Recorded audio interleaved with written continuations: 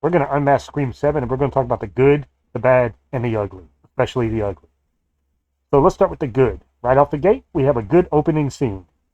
Good scene, sets up some tension, goes on for several minutes, keeps you on your toes, and you get the payout that you came for because this is Scream and you know exactly what you're watching this movie to see. Let's talk about some other good stuff.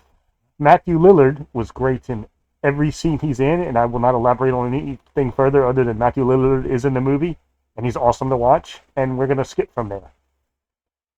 The relationship with Sydney and her husband and their daughter is also really good. There's good chemistry, and you get the overprotective mom vibes meets the rebellious teenager vibes, except now you're in a Scream franchise, and the rebellious teenager is not a good thing for anybody except Ghostface.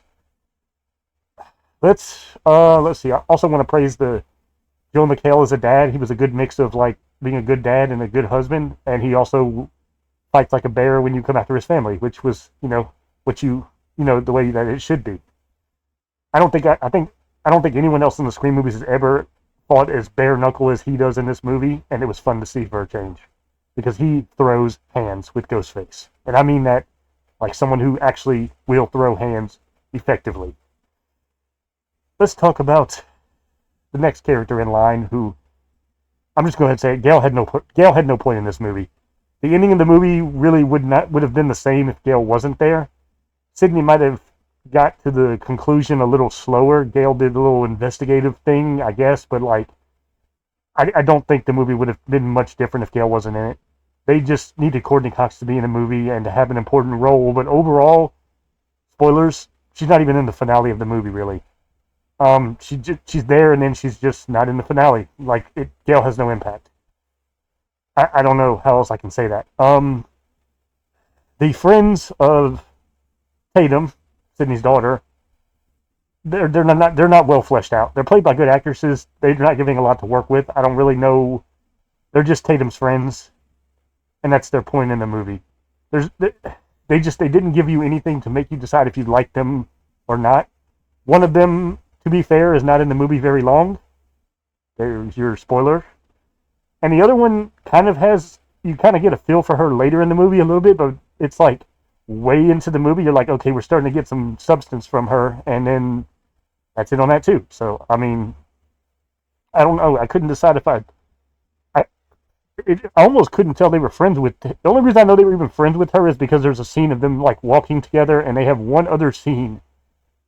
Two scenes in the movie where they're all three together that I remember, and that's it. So, not much to go on with that. Now let's talk about what I absolutely hated. The Ghostface killers. The big reveal of who's doing it and why and what this whole movie has been about. I wasn't feeling it. I didn't like the reveal. I didn't even think it was clever. One of them was a little too obvious when you look back on it. It did, who it was, why they did it.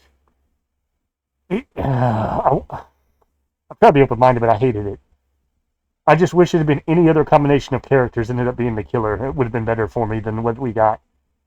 So that was disappointing. I'm going to give this movie a 7 out of 10. And aside from one or two really good scenes, I might never actually watch this movie again, which hurts my feelings to say, because you see what I'm wearing, right? You see this. I give this movie a 7 out of 10. Scream 7 is a 7 out of 10. And if it wasn't for a few elements of the movie, it would be a much lower score. Chad and Mindy were good to see come back. I'm going to end this on a positive note.